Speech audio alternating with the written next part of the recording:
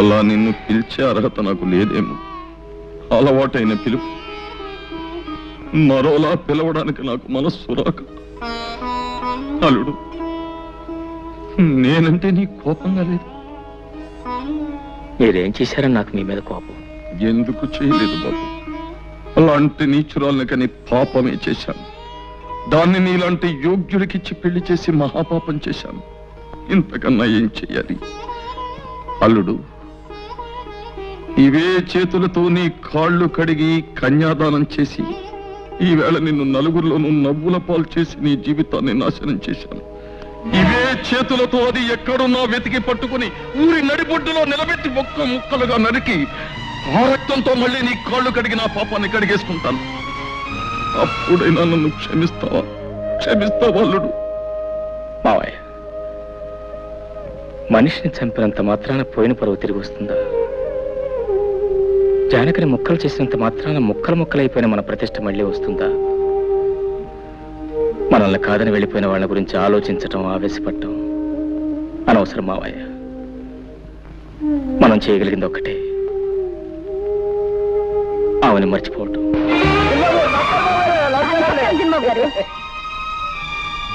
రండి బాబు, కులాసేనా? చిన్నబాబు గారు, అమ్మాయి గారు మాకు తెలియకుండా పెళ్లి ఇప్పుడు చేసుకున్నా చిన్నబాబు. ఇంట్లోకి రాకుండానే ఏమిటా ప్రశ్నలు? ముందు సామాన్లు తీసుకెళ్ళి పెట్టే బాబు. అమ్మగారిని మేడం మీద గదిలోకి తీసుకెళ్లి ఏం కావాలో దగ్గర ఉంచు. అట్టగే బాబు. వెళ్ళి జానకి. రండమ్మా రండి. ఇదేనమ్మా మీ గది, రండి. వస్తాను, అవసరం అయితే కేకేయండి. నా పేరు రావులమ్మ. అమ్మా, మీరేమనుకోకపోతే ఓ మాట అడుగుతాను. మీరు నరసయ్య గారి కూతురు జానకమ్మ కదూ? ఎప్పుడో చూశాను, సరిగా గుర్తుకు రావట్లేదు. వస్తాను. ఆ మధ్య మీకు పెళ్ళయిందన్నారు, ఇప్పుడు ఇలాగా? అయినా నాకెందుకులే అమ్మా, ఏదో మాట వరుసుకున్నాను. వస్తాను.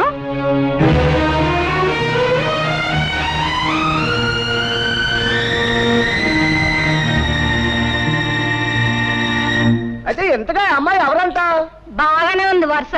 రామాయణం అంతా విని రాముడికి సీత ఏమవుతుందన్నట్టుంది. అది కాదే, నరసింహయ్య గారు పెద్దమ్మాయి అంటున్నా, అరే మేనల్లుడికి ఇచ్చి పెళ్లి చేశారంటున్నా, పిల్ల కూడా పుట్టిందంటున్నా. మరి చిన్నబాబు గారు కూడా వచ్చేయడం ఏంటే? ఎందుకలా వచ్చేసింది? ఎందుకు వచ్చేయడం ఏంటి? పరాయి మగాడితో పెళ్ళైనాడది ఎందుకు వచ్చేస్తుంది? పళ్ళు కొవ్వెక్కి చిన్నబాబు గారితో లేచొచ్చేసింది.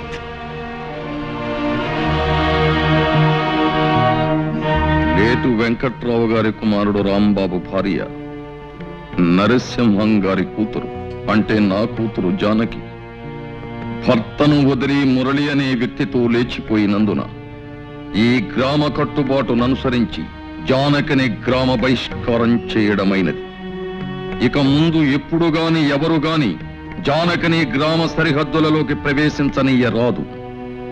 అంతేకాదు, జానకి రాంబాబుల మధ్య వైవాహిక బంధాన్ని రద్దు చేస్తూ రాంబాబు ఇష్టం వచ్చిన పిల్లను వివాహం చేసుకునే అధికారాన్నిస్తూ ఇక్కడి పెద్దలందరూ తీర్మానం చెయ్యడమైనది. నువ్వేమంటావు రత్తయ్య బావా?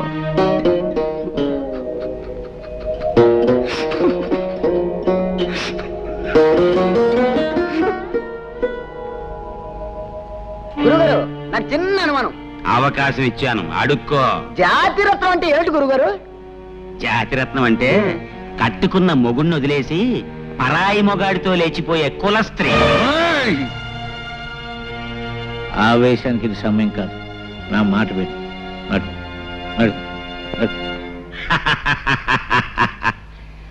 సర్వే జనా సుఖినో భవంతు. జానకి, అటు వెళ్తున్నావు ఎక్కడికి?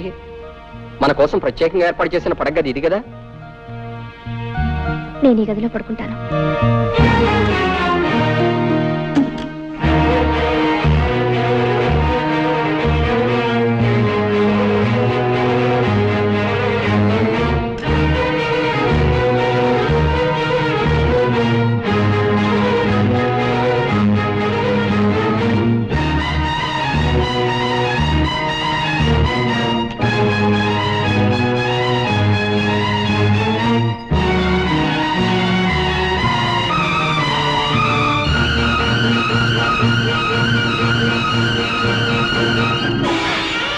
అయ్యా, పశువుతాడంటే ఓ మగాడు తన పరువుని, ప్రతిష్టని, గౌరవాన్ని పశువుతాడుగా మెడలో వేస్తున్నాను.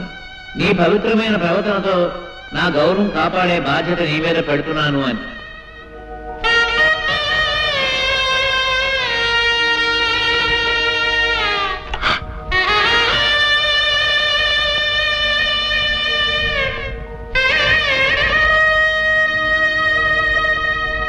యజమానస్య కుమార్యాః పైడిపాలగోత్రాయాః జానకమ్మదాయాః. సింహం, ఏమిట్రా ఇదంతా? నీకేమైనా పిచ్చి పట్టిందా? పదరా పోదాం. పంతులు, నాకు కాదురా పిచ్చి, మీ అందరికీ పిచ్చి పట్టిందిరా. నా కూతురు నేటితో చచ్చిందంతో సమానం.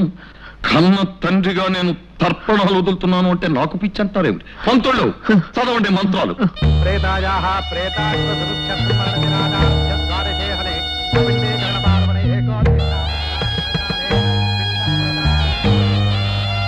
పిండస్యోపరి శిలోదకన్నమః. కాయేన వాచా మనసేంద్రియైర్వా బుద్ధ్యాత్మనా వా ప్రకృతే స్వభావాద్ కరోమి యజ్జత్ సకలం పరస్మై శ్రీమన్నారాయణాయేతి సమర్పయామి. సర్వం శ్రీకృష్ణార్పణమస్తు.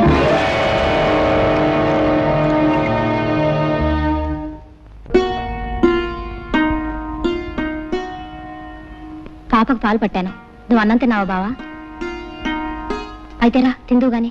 జ్యోతి, ఏం బావా? నీకు విషయం చెప్పాలి. ఏమిటది? రేపటి నుంచి నువ్వు ఇంటికి రావద్దు. బావా, అవును జ్యోతి, నువ్వు రోజు ఇంటికి వస్తున్నావు. నా బిడ్డకు తల్లి లేని లోటు. నిజానికి నీకు నేను ఎంతో రుణపడి ఉన్నాను. కానీ లోకులు వాళ్ళ నోళ్ళు ఊరుకు నిన్ను నన్ను కలిపి కట్టుకథలు అల్లుతారు. నాకు ఎలాగో తీర నష్టం జరిగిపోయింది. తలెత్తుకోలేక సంఘంలో జీవోత్సవంలా బ్రతుకుతున్నారు.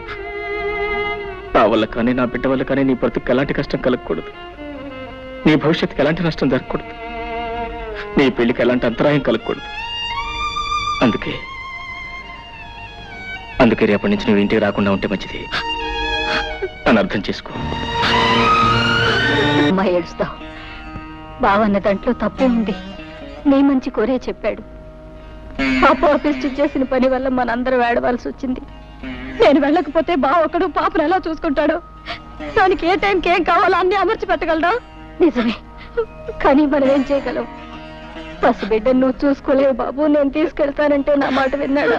ఇదంతా మన కర్మ. పూర్ణ,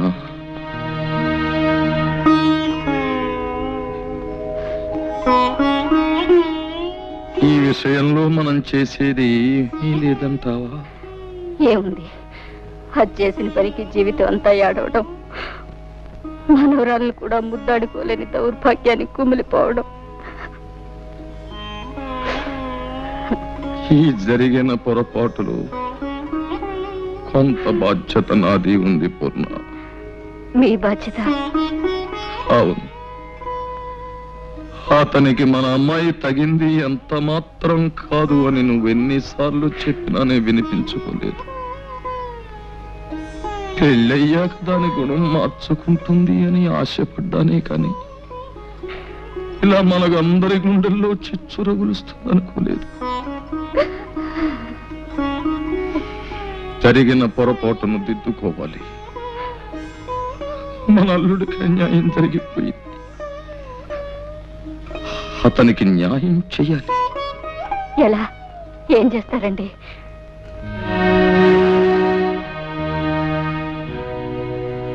అతనికి మన జ్యోతినిచ్చి పెళ్లి చెయ్యాలి.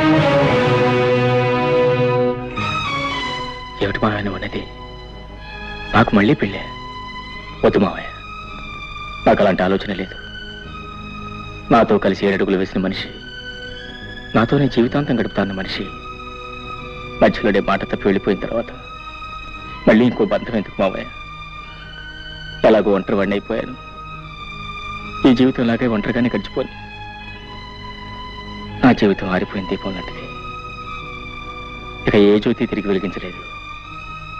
లేదు బాబు, మా జ్యోతి తప్పకుండా నీ జీవితానికి వెలుగునిస్తుంది. వద్దు మావయ్య, జ్యోతికి వేరే ఏదైనా మంచి సంబంధం చూసి పెళ్లి చేయండి. నా మాట వినండి. మా మాట కూడా కాస్త విను బాబు. కన్న పాపానికి మేము, కట్టుకున్న నేరానికి నువ్వు, తోడపుట్టిన దురదృష్టానికి దాని చెల్లెలు అందరం బాధపడుతున్నాం.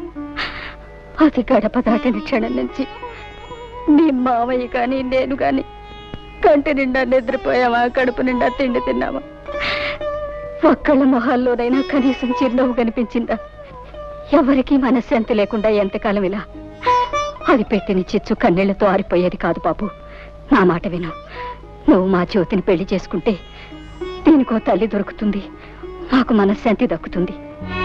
అల్లుడు, నువ్వెవరివో ఎక్కడ వాడివో అయితే ఇలా అడగడానికి నాకు నోరు వచ్చేదే కాదు. కానీ మేనల్లుడుగా రక్త సంబంధం ఉన్న మనిషిగా అడుగుతున్నాను. కాదను.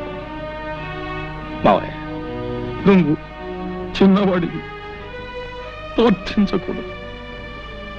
నేను పెద్దవాడిని, ప్రాధేయపడకూడదు. కానీ ఇప్పుడు ఆ రెండు చేస్తున్నాను. ఇవి చేతులు కావలుడు.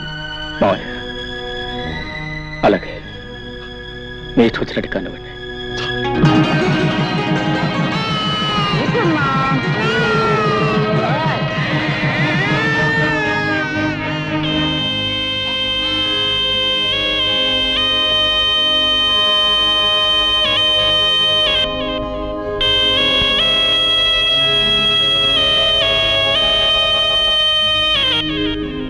అమ్మా జానకి,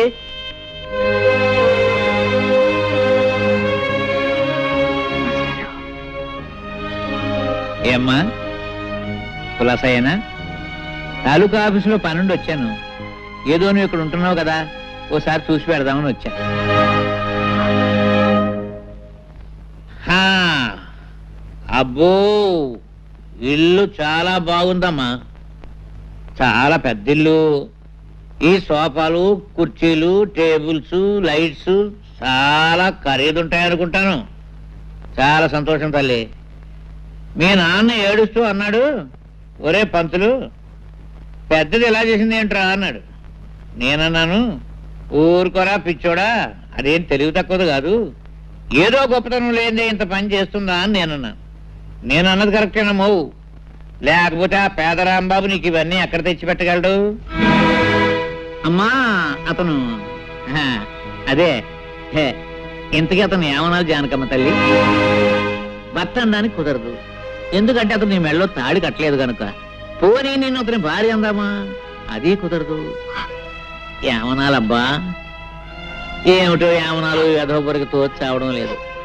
పాఠాలంటే చెప్తాను గాని భాష గురించి అంతగా తెలియదమ్మా. పోనీ ఏమనాలో నువ్వు? అదేమిటమ్మా, అదేమిటి ఎడుతున్నావా?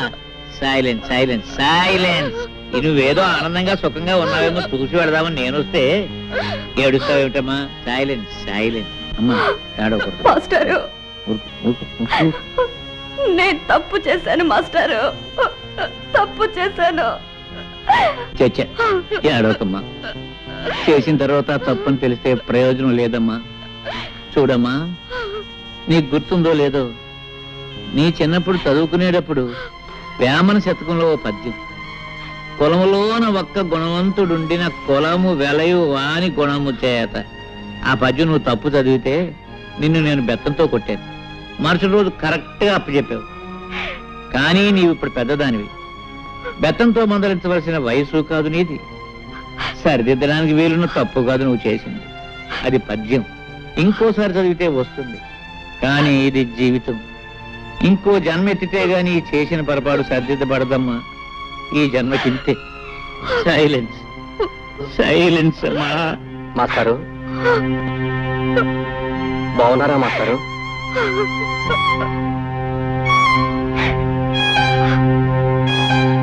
ఎవరు? మురళీ బాబా?